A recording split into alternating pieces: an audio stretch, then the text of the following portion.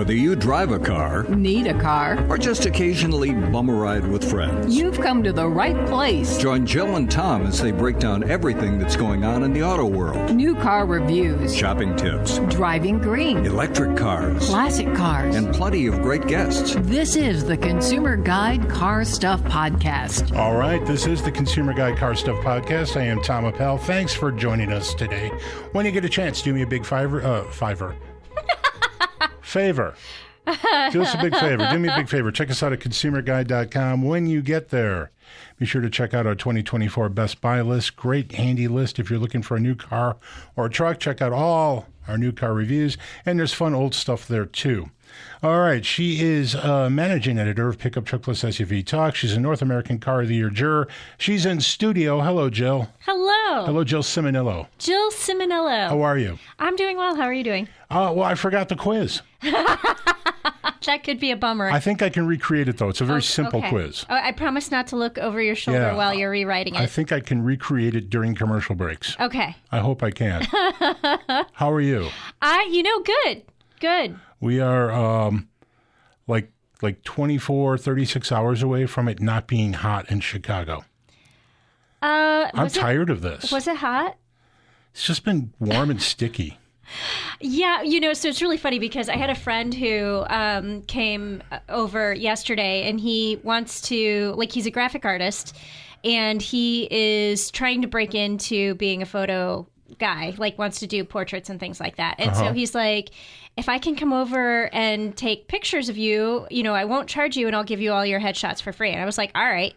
So we were out at noon. And by headshots, he means pictures. Pictures of me. He's not punching you. No. Okay. No. Because I would punch back. Yeah. So we were out yesterday at noon, and so the hottest part of the day. And I love this weather, and I wasn't even breaking a sweat, but my friend Roman was just dying, and I felt so bad for him. And so we get back to my house, and I'm like, here's some water, here's a towel. What else can I do to help you out? Yeah, I'm a little tired of the heat. I was driving around the Nissan Z this weekend, the Nismo. Heck of a fun thing to drive. Yeah. AC not quite keeping up. Oh? Yeah. Interesting. Close. But it's not, you're not in modern cars, you sort of expect the car to just become icebox cold at some point. Well, did you turn on because sometimes there's a button, a max button that you have to push? I did not indulge in a max button. So maybe you look for a max button, and maybe that will be helpful. All right. Now we'll try that. I only have this car for a few more hours, but okay. I will try that. A lot of news. Yeah. A lot of interesting news. One of the most interesting news pieces, we spoke with Sam Fiorani about this, and it looks like Chinese car makers are going to try to get into the U.S. via Mexico. Right. However, interesting story, BYD, Chinese EV maker, owned in part by Warren Buffett, though he dumped a bunch of it, trying to sell cars in Canada, which is way easier. Yeah. They don't have the trade tariff barrier up because Biden raised the tariff on cars by 100% to 102.5%. Yeah. That's not going to work. No one can import a car to the U.S. and sell it for, Well, no. So, but Canada, 6% tariff. Yeah. So that's doable. BYD is exploring selling new cars up in Canada. Now, that may or may not be a threat to the U.S., but it's really close by. It is really close by. So it feels threatening. Yeah, and I would be really curious. So you have Vancouver and Toronto and, some places that are really easy to drive to from the United States. So I'd be very curious if places like that, if you could just drive over the border, buy a BYD and bring it back, and then what the tariff would be, or the taxes would be to do that. It is very hard to do that. Is it? Yeah, I knew a guy that insisted he was going to do that because way back when Ram trucks were cheaper in Canada than they were in the U.S. And it turned out it was a very complicated process to buy a car in another country. Okay. So that's not the threat, but just establishing a North beachhead American there. base of operations. Yeah. Just a little weird. So that's that story. We'll see if anything comes of that. This is important. My daughter drove back from school 2 weeks ago. Okay. I forgot to mention this. Okay. But she stopped at Buc-ee's in Johnstown, Colorado. Well, you mentioned it a little bit last week. Did I mention the beaver nuggets? Yeah, you mentioned the beaver nuggets. Okay, I can just cross this off. Yeah. All right, beaver nuggets, yummy. Either I saw them on Facebook or you mentioned them. It was part of the quiz, wasn't it? Oh, was it? Yeah, what was the which one was not a real treat? Delicious. Beaver nuggets are delicious. Okay. I finished the bag. Is it kind of like caramel popcorn? Yeah, it's not corn. It's not popcorn, though. It's more like corn puff, I think. Yeah, but yes. But probably tastes like caramel popcorn. Yeah. In my head, it tastes like caramel popcorn. They are delicious. Okay. All right. Nice story on Mazda. Yes. A lot of weird news about car sales, not all of it good, but Mazda had a boffo first half. Yay. And its new products. Remember, Mazda had made a plan to move up market. And usually when a manufacturer says that, everything's going to go wrong for them. Yeah, it did not go well. The whole moving up market thing doesn't happen, but it's happening for Mazda. And they went to their two-digit cars. Yeah. The CX-3 became the CX-30. The CX-5 was joined by the CX-50, and the CX-9 is going to be replaced by the CX-90, or has been. Yeah. But here's the thing. CX-30 sales are up from 39,000 to 51,000 in the first half. Okay. CX-50 from 21 to 35. The CX-90 from 3,000 to 23, so it didn't have a full year. Meanwhile, the CX-5, their long-time bestseller, sales are only down about 10,000 units, which means that they're not cannibalizing their own sales very much. No. These are coming from the outside. Also, the Mazda 3, actually, sales are up a little bit. That's their small, delightful little car. Yes.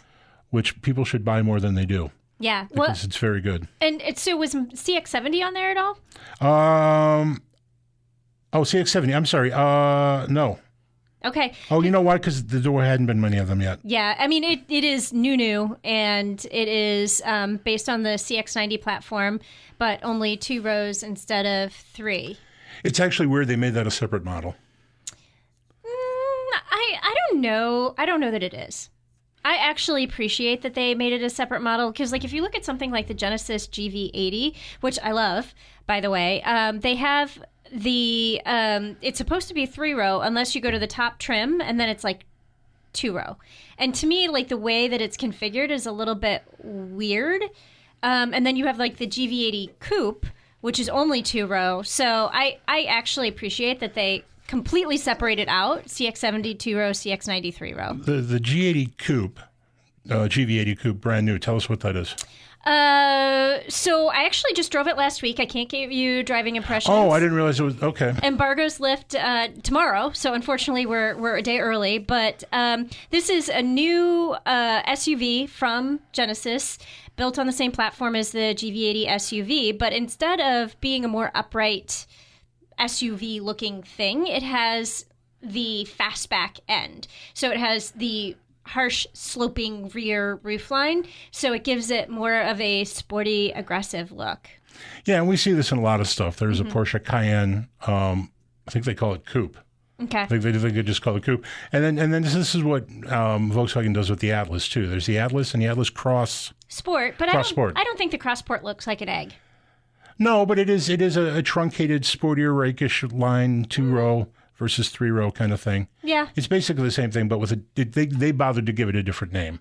Yeah, I just this kind of falls into the trend of the egg-like shaped vehicles that kind of I call them egg-like shaped, but it's like the X4, the X6, where it's not a real upright end to the SUV, so you truncate your cargo space and your rear seat headroom. The BMWs are interesting because they get separate nomenclature and they are even numbers. Yeah. So the X6, the BMW X6, is the coupe version of the X5. The X3 has a coupe version called the X4, and every now and then there's an X2, which I think there is again. Yep. It disappeared for a little while, but those are premium price too. Yeah. You actually lose space. Yep. But get the more rakish design, and then that costs you $5,000. Yep.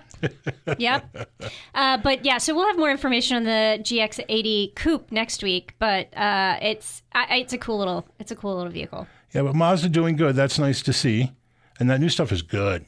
Yeah. It's nice. It does feel premium. It really does. And it's funny because I think we were all a little skeptical at the beginning when Mazda said they were going to go upmarket, and they're more near luxury than mainstream these days. But I think they did it the right way. They didn't just flip a switch and all of a sudden add $10,000 to the bottom line. They kind of like did little baby steps, to walk their vehicles up market. Yeah, and then they can add top trim levels as they try to keep doing this. Speaking of adding top trim levels, you just spent time with the Explorer? I did. Is that the 2025? 2025, yeah. Ford Explorer. Now, this is a really high-volume vehicle, and I want to preface your review of this vehicle with just a strange thing. This is a vehicle that does 200,000 units a year, so big money for Ford, big player in its segment. And they have interestingly decided to chop the trim levels. Yeah. From 9 to 4. Yeah. Did they talk about why they did that? I think that they were just trying to streamline things a little bit more and simplify. I think they felt like things, and I'm probably putting words in somebody's mouth, but I feel like they thought that things were just getting a little overly complicated. And so, bring it down, to streamline it. But, one of the things, they don't have like a Timberline model anymore. Which everyone was scrambling to build off-roady versions of their stuff. And Ford did, and it was a pretty good execution. I like the Timberline. Yeah. And it's gone. Yeah.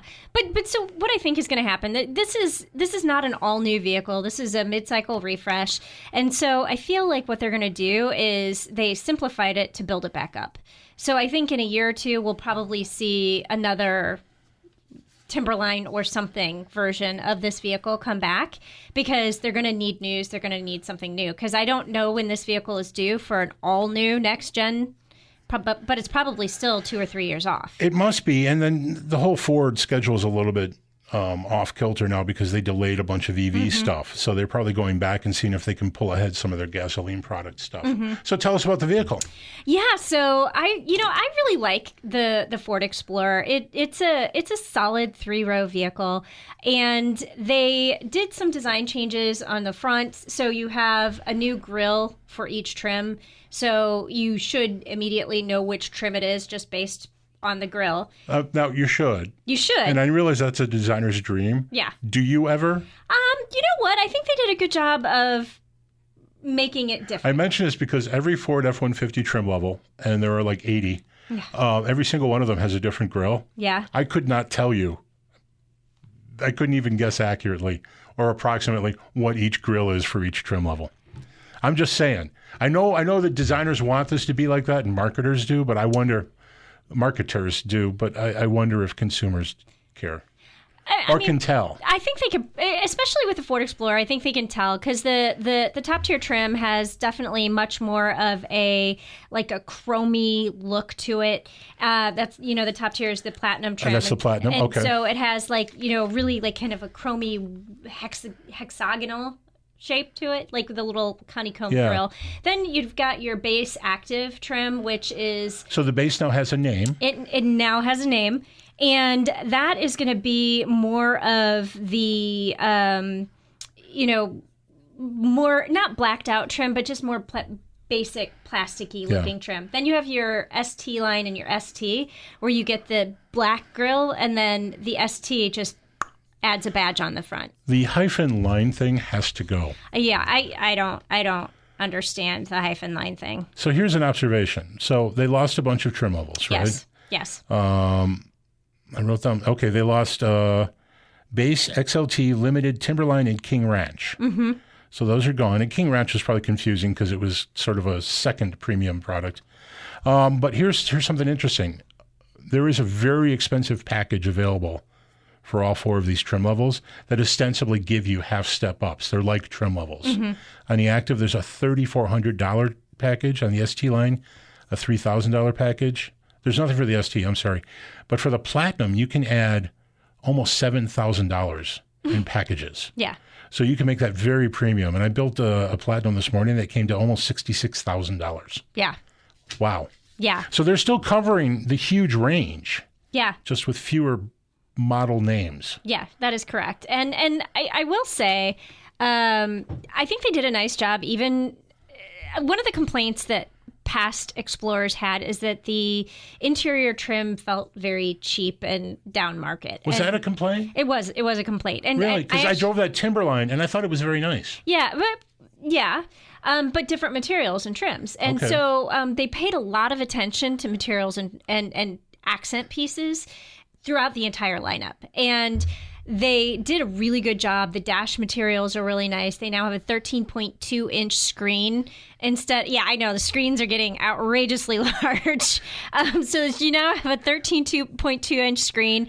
And they added Google... I had a black and white TV as a kid that wasn't that big. Same. Yeah. I hand-me-down from my sisters. I had like this little square TV. But they added Google built-in, but they're not calling it Google built-in. What terrible name are they calling it? It's like FDE or FDX, and it's the Ford Digital Experience. I think that's the name for it. Shoot me now. I know, but it's Google built in, so we'll good? just you know what, it works really well. Okay. It has Apple CarPlay, it has Android Auto, and they're all wireless. And I was actually kind of surprised. So I saw the reveal of the Ford Maverick a couple weeks ago, and I was kind of surprised that they didn't bring this operating system into the Maverick because they're starting to roll it out. We have to talk about the Maverick later because just forgive the side trip here. The Maverick now starts at $28,000. Yeah, and pre-COVID it started at $20,000. Yeah, that's all I wanted to say. Yeah, no, it's the price has gone up a lot. The hybrid is now the new base trim again. So if you want all-wheel drive or the gasoline powertrain, the prices go up from there. So there you have it. Still a fabulous vehicle, but that's a lot of money. It is. So how is this thing on the road? Well, you know what? 2 questions for you. Okay. One, they're killing the edge. Yes. Was there did they address that here? No. In no way? No. Okay, because this will be their, de facto midsize crossover. That's it, with 3 rows. Yeah. 3 rows is standard? Yeah. Okay. I don't think there's an option to only have 2 rows. All right. And they have both bench and captain's chairs available in the second row. Okay. And then how is it? You know what? I really liked it. I feel like it's quieter. They've done a good job. I mean, you're not going to completely get rid of the road noise in this vehicle, but I think they did a good job of bringing it down. They also, the powertrains are. I don't think the powertrains are different, but they're exactly identical. Yeah, they're exactly identical. So you still get that 2.3 liter engine, turbo, which is very good. Yep. Not quite as smooth as the 6, but it's very good.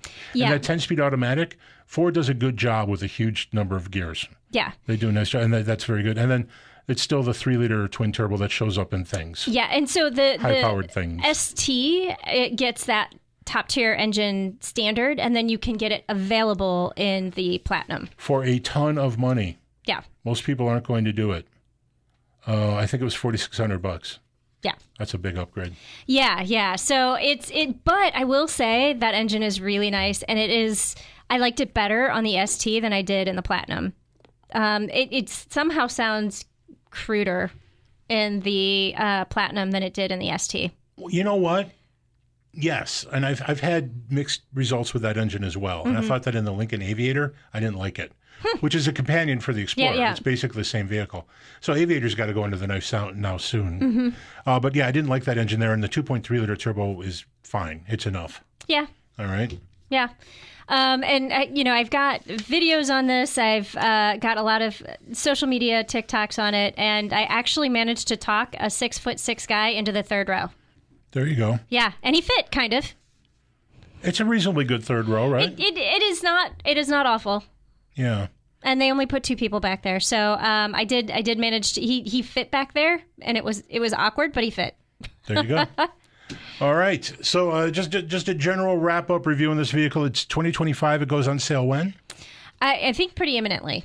Okay. Yeah. And that just a replacement for the old car, and it's a mid-cycle refresh. It's a mid-cycle refresh. All the features you appreciated in the previous model, plus some upgraded technology and simplified trims and a little bit better materials on the interior. So basically, just getting used to new trim levels.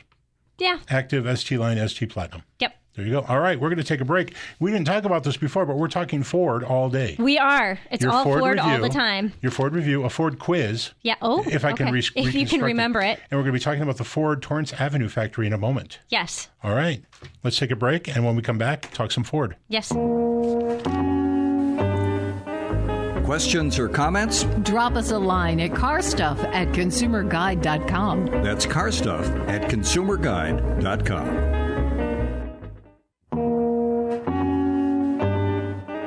Welcome back to the Car Stuff Podcast. All right, we're back. This is the Consumer Guide Car Stuff Podcast. Man, again today. I need to get you, you're drinking water today. Where's the tea? You need the magic tea. That is the problem, and I was running late. Okay. On the first Monday of every month, I record an episode of the Nick DiGilio Show right before this. Okay. So that's a podcast. Also lands Tuesday mornings.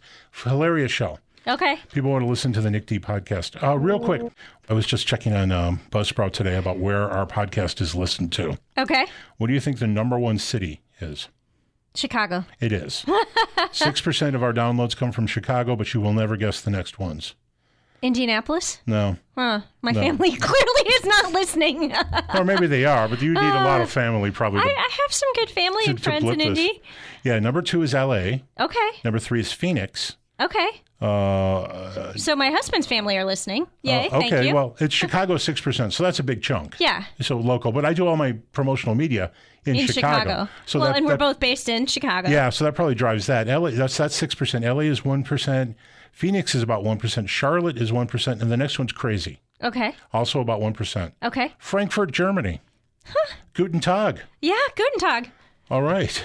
I don't speak German, but hopefully that didn't sound completely awful. Real quick, just if people want to follow me on Twitter, they can do that. I'm Car Guy Tom on Twitter. Mm-hmm. I found some really cool old stuff this week, so you want to check me out and check the Car Spotter hashtag. Yes. All right. Do you know? You do know this because you know about who our guest is, but the Torrance Avenue factory, south side of Chicago. Mm-hmm. You have toured that, I believe. I have. I think you and I probably went through there together. Yes. It's 100 years old. Yeah. Here's a thing I did not know. Mm-hmm. The Model T was produced in part in Chicago. That is very cool. Yeah. What a chunk of history. Yeah. Well, and I feel like it's the oldest continuously running plant from Ford as well. From Ford? Okay. Yeah. Yeah, I heard some number like that. I didn't understand the statistic I was reading, so I didn't quote it. Oh. So, well, we can follow up with our guest and verify. So on the phone with us today, and thank you for joining us, is Ted Ryan. He's the Heritage Brand Manager for Ford, and we're going to talk a little bit about Ford manufacturing today. Hello, Ted. Hey, thanks for having me on. And knowing that 6% of your audience is Chicago-based is that's going to be a boon because we're going to talk about the Chicago assembly plant. We are. Tell us a little bit about what you do at the Heritage Brand as a Heritage Brand Manager. So essentially, I run the archives for Ford Motor Company, and we've got about 16,000 cubic feet of paper, 3 million photos, 3 miles of shelving, thousands of artifacts, and a growing car collection. So it's anything that has to do with Ford history runs through our team. And what I love about Ford is that we treat Heritage like a brand, just like Mustang is a nameplate. Heritage within Ford because we're such a strong and vibrant company, and the history is so critical to what we've done. We treat it like a brand. So it's a great guy, best job in the world. It's cool. I mean, Ford is a huge company, right? But it is also functionally the first successful modern automobile company, and as such, it is not only a big business; it is also big history. It is big history, and it's the milestones. You mentioned the Model T, the car that put the world on wheels. Mainly because of the price. It was easy to drive. It was affordable at the lowest price. It was about $250 in the teens, which you put that in an inflation calculator. That's like a $10,000 car these days. I used to work for Consumer Guide Automotive, and we used to publish a lot of books, and we did a lot of Ford history books, and we would get an advertisement from every year of the Model T. And we could see the slow descent in price. And yeah, I remember when it dipped under $250 one year, and I think some inflation hit and some other stuff. So it had to go up the following year. But what an incredible bit of affordability. Well, it was the assembly line. The assembly line took the cost out of the manufacturing, and Ford, unlike other businesses at the time, instead of taking higher profit, actually took about the same profit but lowered the price for the consumer. Making it the universal car. At one point, it's a staggering stat. 57% of all the cars in the world sold were Ford Model Ts. This is about 1917, 1918. Wow. Wow. I didn't know that. It's an amazing number. That's incredible. Well, talk a little bit about that. The Model T was built in Chicago for a while, but it was also built where else? It was mostly Dearborn and Detroit. But we had regional hubs. They built them in Atlanta, they built them in Kansas City, they built them in Los Angeles. So we would ship the parts out, and then they would be assembled at different locations. So Chicago assembly actually started in the city, and about 1913 was the first plant, but it was in Wabash. It was actually in the city proper. Oh. And they moved it to Chicago assembly where it is now in 1924, thus marking the 100th anniversary. So the Model Ts were assembled in Chicago for quite a while. I'm interested in the fact that you guys were eventually invented the knockdown kit then, sending the parts someplace to be assembled elsewhere. They did. I call it the IKEA of the car business. Hopefully you had really good instructions that you sent with them. Well, we sent them to our assembly plants, but yes. So, and actually, even the wood that was used to ship the parts in was then used in the cars themselves. So nothing was put to waste in Ford Motor Company. And that's my other favorite story is that the sawdust from the mills in the UP where we got all of our lumber was actually converted into charcoal, and Ford actually founded Ford Charcoal, which later in 1962 we sold to Kingsford. So Kingsford Charcoal owes its heritage back to Ford Motor Company and the Model T. Wow, that's a great piece of trivia. I love that. Best job in the world, I told you. So tell us about the Torrance Avenue factory. What do you guys officially call it? The Ford Chicago plant, I believe? Yeah, the Chicago Assembly Plant, CAP. Okay. So it opened in March of 1924. Wow. And it was a staggering number to me. We actually constructed 100,000 Model Ts and Model TTs, which were the truck version of the Model T, between March and the end of 1924. So amazing production right off the bat with the Model T. And they picked that location because it was the perfect location because it was right at the junction of the rail and the river, the Calumet River. So the wood could be shipped down from the UP and the railroad, so the parts could be shipped from Dearborn and the other assembly plants where they were being produced. So perfect location for a car plant. So the stuff here I didn't know. I looked this up today, so I sound smart, but I'm not. But from the Model T, Ford went to the Model A at that factory, and then they started producing pickup trucks, right? Pickup trucks and a bunch of other things. It's like a who's list that we produced at that time. We did the Mercury sedan, the Ford Torino. We had a Torino when I was growing up. The Thunderbird, the Granada, the Mercury Cougar, the LTD, the Ford Taurus. And the Ford Taurus is one of the best stories. Chicago is the only plant that produced every generation of the Taurus. Oh. In fact, the very last Taurus Did ever not know built that. came off the line in March of 1919. So.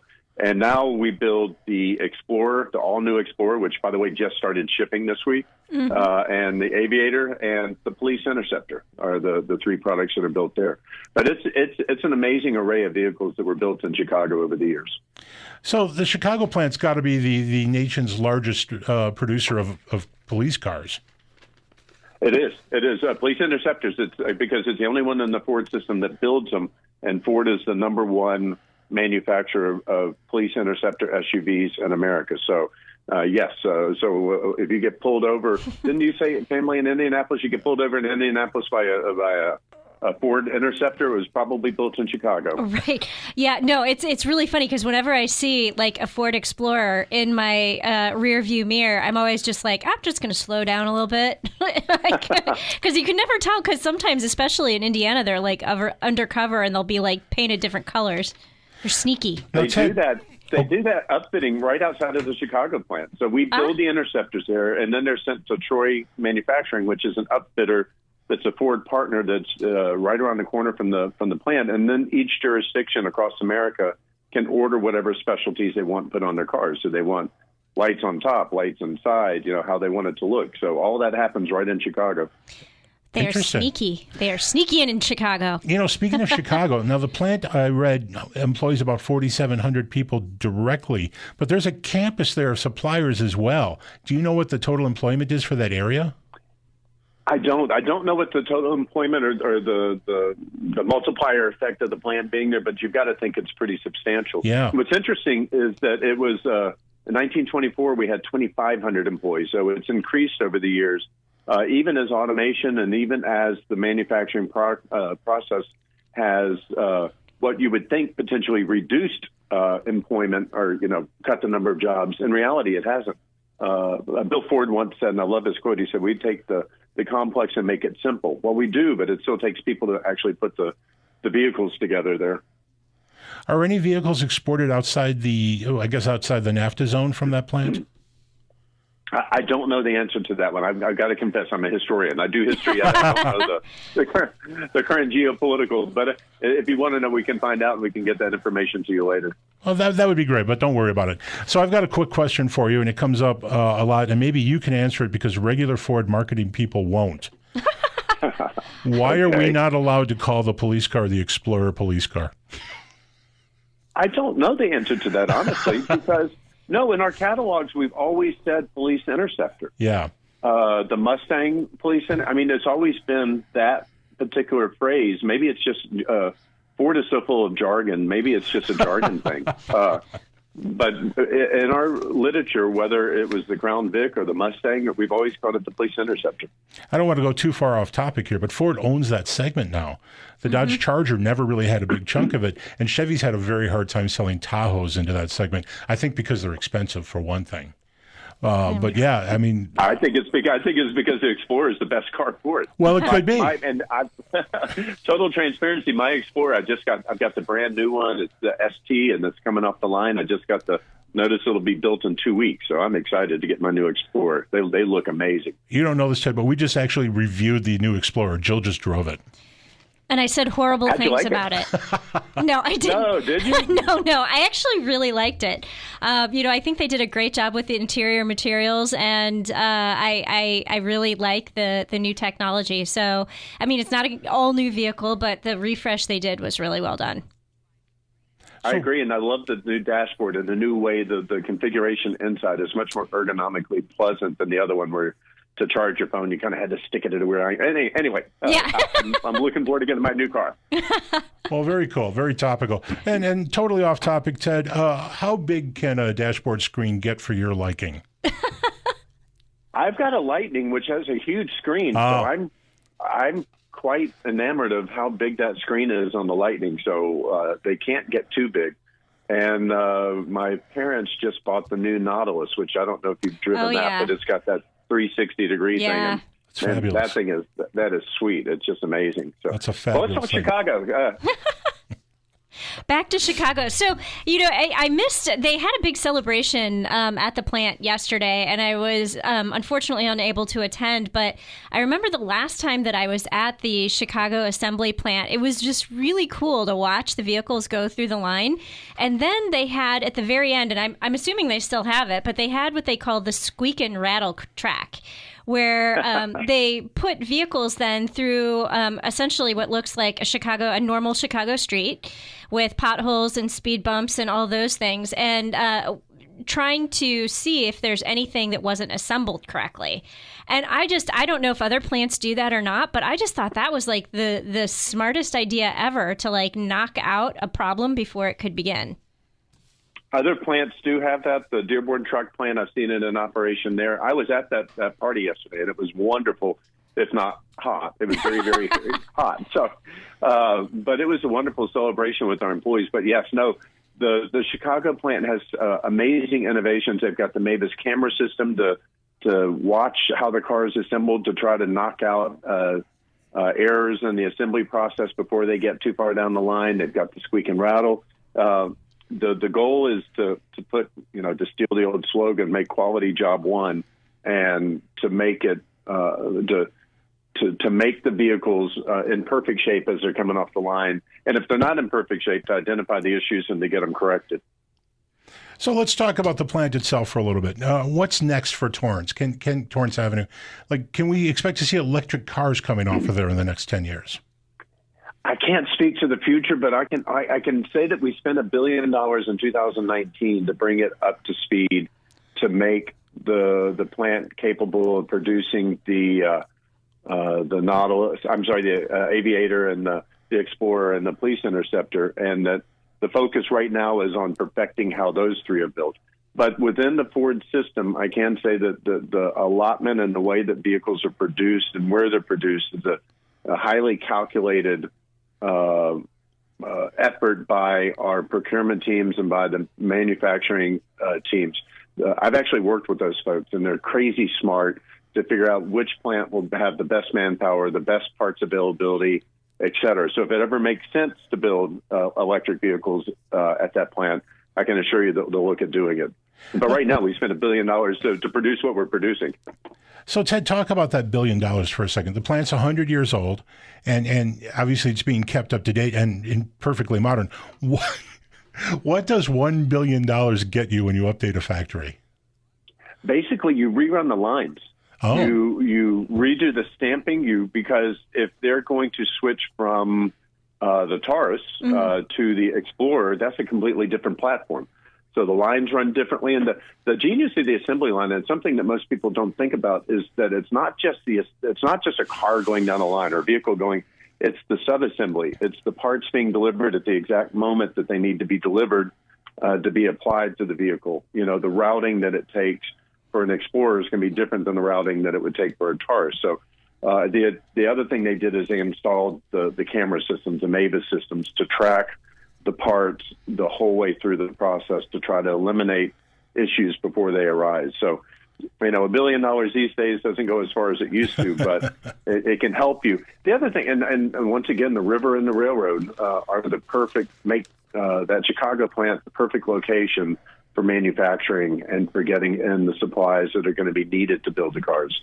You know, that it's the great location. So, and it's also, we'll go back in time again. It's an Alfred Kahn designed building. Alfred Kahn was the incredibly noted industrial designer who did a number of plants, but a number of other famous buildings. And he actually designed the original plant in 1924. So it's a beautiful one with the facade, at least, anyway.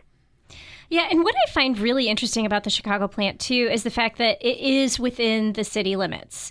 A lot of people will say, oh, I'm from Chicago, and I'm like, oh, where at? And I'm expecting them to say, like, Wrigleyville, Logan Square, you know, one of the Chicago neighborhoods, and they're like, Naperville. And I'm like, Naperville's about an hour and a half outside of the city. That isn't actually Chicago. But the plant is located in the neighborhood of Hegewisch. And I actually had a friend who lived out there. And it's like as far as you can go in the city without going to Indiana. And it's really funny because it's where a lot of cops actually live because it's a pretty inexpensive area to live in. Well, it was beautiful yesterday. I can tell you that. Although I did stay in a hotel in Indiana because I wanted to be near the plant. Everybody else stayed up in Chicago proper. Yeah, no, we had the mayor there yesterday, and you know, celebrating the fact that the board is investing in Chicago and investing in its employees, and that was the big thing on yesterday. And we haven't talked about it yet, but the Chicago offers such an incredible labor pool. To be able to draw from, which is one of the great things about, you know, I talked about the river and the railroad. Well, the people, and the people were who we were celebrating yesterday. And, you know, that you can't have a plant for 100 years if you don't have amazing people building amazing products. So, Ted, we're running out of time here, but for the 6% of our audience that lives in Chicago, do you guys offer tours of the factory? We don't, and it's OSHA regulations. For safety regulations, we can't bring them in there. And there's one other thing I need to say about that plant was that plant, and Chicago should be proud, was part of the arsenal of democracy. During World War II, it was converted and it built M8s and M20s, the light amphibious vehicles, and personnel carriers that built airplane engines. All in all, it accounted for about 20,000 Army vehicles or military vehicles during World War II. So it definitely played a central role in the World War II struggle. And it was filled with Rosie the Riveters in 1944 and 1945 because it was primarily staffed by women. Ted, we're out of time, but how can people find out more about Ford Heritage? They can go to FordHeritageVault.com, which is the site that we just launched a couple of years ago. We have 16,000 images and brochures. If any of you guys are car fans out there that are listening, you can download your Ford brochure of your 1967 Mustang. Everything is free. Everything is downloadable. If you've never checked out the site, check it out. We average about 1.9 million searches a month, so I know a lot of people are using it. Wow. So go check out FordHeritageVault.com, and we actually loaded some pictures of the Chicago assembly plant, so you can see the plant during the years at that website. Awesome. Ted, thank you so much for your time today. Thanks for having me on. All right, that was Ted Ryan with the Heritage brand Vault at Ford. We're going to take a break, and when we come back, it's quiz time. Questions or comments? Drop us a line at carstuff@consumerguide.com. That's carstuff@consumerguide.com. Welcome back to the Car Stuff Podcast. All right, we're back. This is the Consumer Guide Car Stuff Podcast. I'm Tom. She's Jill, and I'm mumbling today. You are mumbling a lot. And it might be caffeine. Might be a lack of caffeine. Lack of caffeine, yeah. I forgot the quiz. I mumble people's names. It's bad. Yeah, you're just, you're... Speaking of mumbling, you're on social media.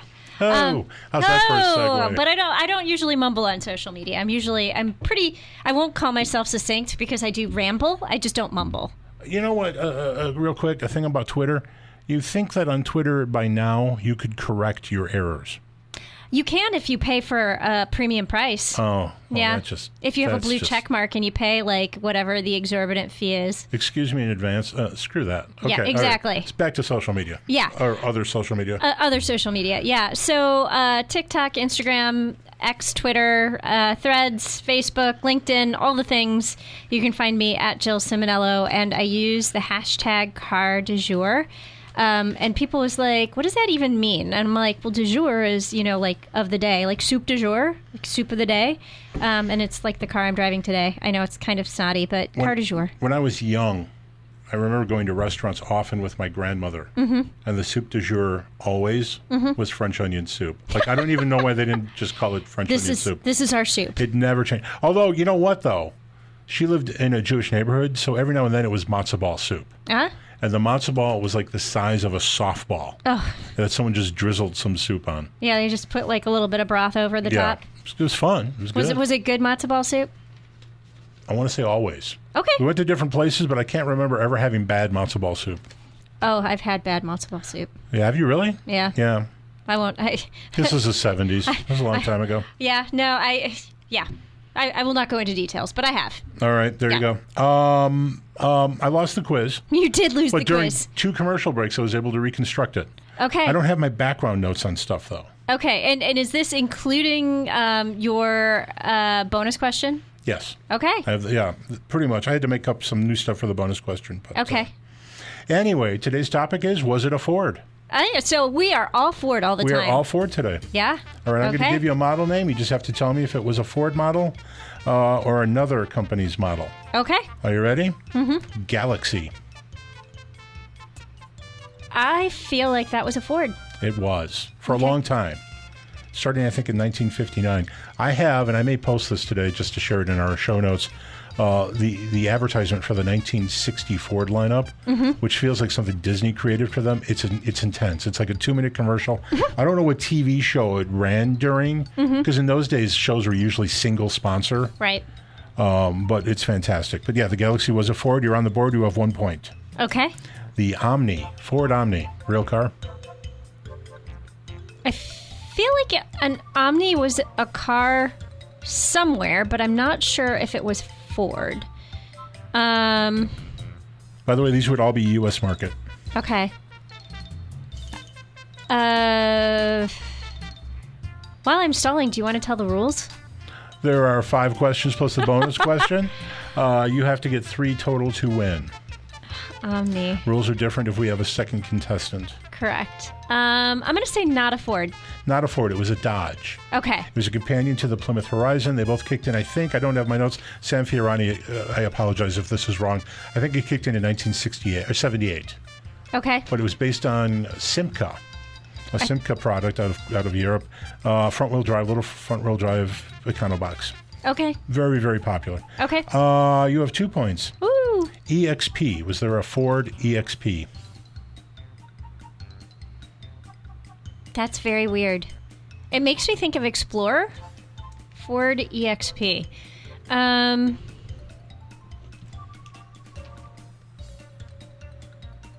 you're talking about an actual car. It's not like a trim or... Nope. Actual model. I'm going to say no. Yes. The Ford EXP was based on the Ford Escort. It was a little 2-seater. Kind of cute, not really sporty to drive, but it looked sporty.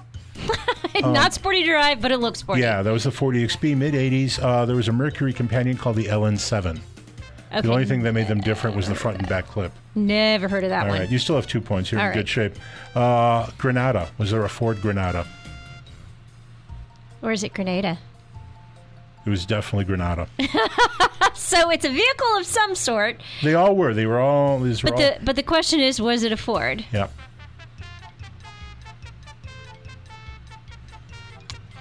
This will help you. The first Granada appeared in 1975.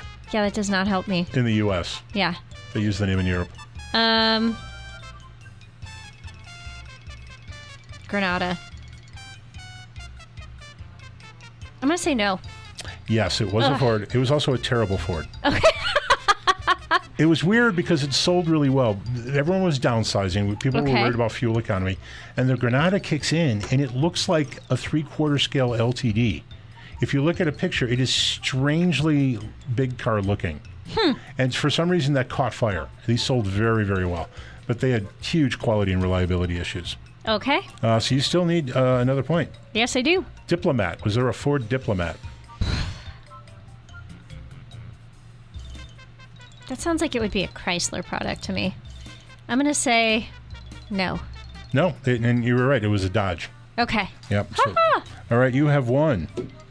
All right, I had to rejigger this list because I lost my list. Henry. I was going to say, and does it actually have to do with Ford? It does. Wow. It does. This is an all Ford episode, except for a little bit of news. Henry Ford, you've heard of him. Yes, I have. Industrialist, started a car company, that guy. Yeah, you know, that guy. I've got 4 fun facts here. Only one of them is accurate. I need you to tell me about Henry Ford. Okay, one is a true fun fact and the others are not. Right. Okay. Are you ready? So I have to spot the fake. Yep. Okay. Yep. Well, spot the real one. Henry Ford was an avid aquarium operator, an aquarist. Is that a word? I don't know. That's why I think it is, actually. So I'm going to say that one's fake because you don't know if aquarist is a word. Okay. Well, I keep aquariums, so you think I'd know this. Yeah. Loved Mexican food. Okay. Developed his own strain of blue cheese. Okay. Collected violins and fiddles.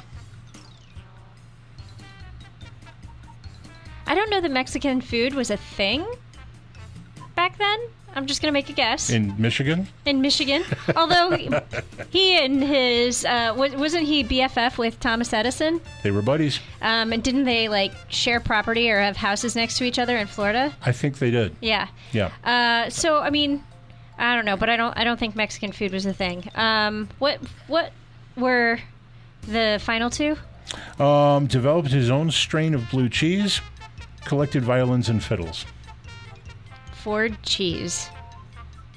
Ford blue cheese. Which makes sense because there's Ford blue oval. But when did the blue oval come into play? Come on. If you go to Dearborn, if you go to the souvenir shop at the Dearborn headquarters, can you buy blue cheese? That's the question. I don't think you can. Okay. There isn't a cooler there next to the Choco Tacos? I don't think so. So I guess violins. Yes, it's the violins. Jeez. I'm like, blue cheese. I mean, if there were any other auto guy, I might be tempted to go with the blue cheese, but like Ford is not that guy. Henry Ford is not that guy. So I mentioned to you off air that I'm driving a couple of sporty cars this week. Yes. My schedule got weird, so I have 2 of them in my driveway at the same time. And one was the excellent Lexus LC. Yes. Which is their $110,000 coupe and convertible that I think should sell much better because no one needs a Ferrari, and this does 90%, 80% of what a Ferrari does for a quarter of the money, and it's beautiful. Oh, it's gorgeous. And it's going to be better built. It's going to be more reliable. It's going to be more affordable to own. Like everything about it is fantastic. Beautiful cabin. But I wanted to talk a little bit about the Nismo. Okay. I have the Nissan Z Nismo. Okay. And the thing about this is, it is cramped. It's hard to get in and out of. Okay. And you want to be really, really careful around curbs. And once you get past those things, what a joy to drive. What a delightful vehicle. It makes just the right amount of noise. It's really quick. The steering is really hefty and provides really positive feedback. The transmission, which 7-speed, 9-speed? I forget. But it's the automatic, and I think it's the 9-speed. Incredibly adept at working with that engine. This car is an absolute joy to drive. And I wish that people were still buying Zs because this car's going to go away, and there's not going to be any good replacement for it. Yeah. No, it is a sinfully great car. And if you're thinking about a Mustang, you should look at this. Yes. You're giving up a lot of cabin space and creature comfort inside the vehicle, but this car is really engaging. It is a lot of fun. My only complaint that I had and it's been a couple of years since I drove it, there is a huge, huge blind spot out of the like right rear. Yeah. And which isn't necessarily important unless you are kind of on a angled country road trying to merge onto a highway of Why does people this sound like going an actual experience? 70 miles an hour in both directions. And I like literally did the sign of the cross and was like, I hope nobody's coming. And thankfully nobody was, because there was no way to see around and tell if somebody was coming. Yeah, fun car though, and I haven't spent too much. I may not have driven the new Z in a lower trim level yet. Okay. So I've only driven the Nismo. Yeah. Nissan Motorsport. That's the acronym or contraction there, but yeah, absolutely delightful. Love the color. It's a really like gray blue. I forgot what the color is called, but it's beautiful. Interior is nice. It's really well screwed together. Everything about this car is just awesome, but no one's buying them. Yeah, I haven't, I saw you come into the parking lot ahead of me, and I was like, that has to be Tom, because I have not seen a single one on the road. Yeah, and that's a shame. Yeah. But, I mean, people don't go there anymore. Young people aren't really looking for sporty performance cars anymore. Boo. And affordability is an issue, too. Yeah. So that's part of the reason. And this car, I think, is doomed because you have to be relatively well-heeled to buy this car and then insure this car. Or you need to be older to insure it. That's fair. Well-heeled to buy it. And then you need to be young and nimble to get in and out of it. So... So not a car for you is what I'm hearing you say. Which is actually another interesting thing about the Lexus LC. It looks low slung. It looks Corvette-like. It's actually really roomy and easy to get in and out of. So that's a bonus thing there too. So if you're looking for a sporty car about $100,000 and you don't want to pop for a Ferrari, I think the LC is good. And if for some reason you can afford it and you're young and nimble, that Nismo is awesome. Okay. So there you go. And I just mentioned too that I have a completely normal car coming next week. Yes. I'm excited about it. You know what? Normal cars are very underrated. They are joyful to drive sometimes. No, but the cars that we are presented Yeah. as members of the media, people don't know this. We don't get to really pick and choose what's in the pool. Yeah. And to some extent, we're just handed cars. And we're grateful for the access, and we write about them. And that's cool. But we don't always get cars that represent very well what people drive. And I have the Elantra, the Hyundai Elantra Hybrid coming. Totally something people drive. Yeah, and I just swapped out of the Hyundai Sonata Hybrid. Totally something people drive. Yeah. So, and it was joyful. Yeah, was it? It was. Hyundai and Kia, which fundamentally the same company when you roll back as far as engineering, their early hybrid efforts were bad. Yeah, this is better. Yeah, and they've gotten much better. Yeah. And they use a relatively small engine. They're very efficient gasoline engine. So how was the car? Do you know what kind of mileage you got? So I really only did city driving, so I didn't get the greatest mileage. I think I was at like 26 for just my driving portion. But when I looked at the overall vehicle's mileage, it was like 43.4. Really? Yeah. Is that like life of vehicle or since last clear or something? I think it was since last clear. It was 1,500 miles. But you saw 40. Yeah, 40 43. MPG. Yeah. Yeah, 43.4, and it was over 1,500 miles. I worry about the Sonata sticking around much longer. Like Toyota just invested pretty heavily in Camry. And Accord's not going anywhere because that still sells well too. And I think those are going to be the last two. I think Sonata's going to stick around. You think so? Yeah. And you know, it's really interesting. They just did a little refresh to the Sonata. And as I was like sitting in a restaurant and looking out the window at this car, and I was like, it looks like the Ioniq 6. It has some Ioniq 6 vibe to it. Interesting. Yeah. Now, Kia sells an analog to the Sonata called the K5 now. Used to be called the Optima. And I don't know that I spent time with a K5. I have not. Yeah, that's still out there. I don't think it's selling especially well, but if you are looking for a midsize sedan, you might as well just drive them all because there aren't that many. Yeah. There aren't that many. All right, guess what we did? We had some really good conversations. We did. Yeah, I mumbled again. Yeah. So much for fixing. I'll just start fresh next week. Yeah. Yeah, I'll just start planning not to mumble. Drink caffeine next week, please. Well, that's a thing. Yeah. That's a thing. Yeah. All right. Well, I'd like to thank Ted Ryan of the Ford Historical Society for joining us. Check out that website, which was FordHistoryVault.com. We will put it in our show notes. It will be in our show notes. Yeah, you want to check that out. And I've seen that. I was there today checking it out. Beautiful old pictures. Like, you don't have to care about cars, just care about history. Great stuff. Cool. All right. Thanks to Jill for being here. Who was I going to thank? I was going to thank someone else this week. I have no idea. Producer Randy has his hands in the air. Thanks to producer Randy and the good folks here at TalkZone. No, there's someone else. Oh, Steve and Johnny. Okay. Well, you always thank them. Yeah, but I'm on next week. So, Okay. yeah, I'll be on midnight. Okay. Next Saturday, midnight, WGN in Chicago. That's Chicago time. Okay. All right, let's talk more about cars Next week. next week. Remember to check us out at consumerguide.com. The Car Stuff Podcast is produced by J-Turn Media. To advertise on the show, please drop us a line at carstuff@consumerguide.com.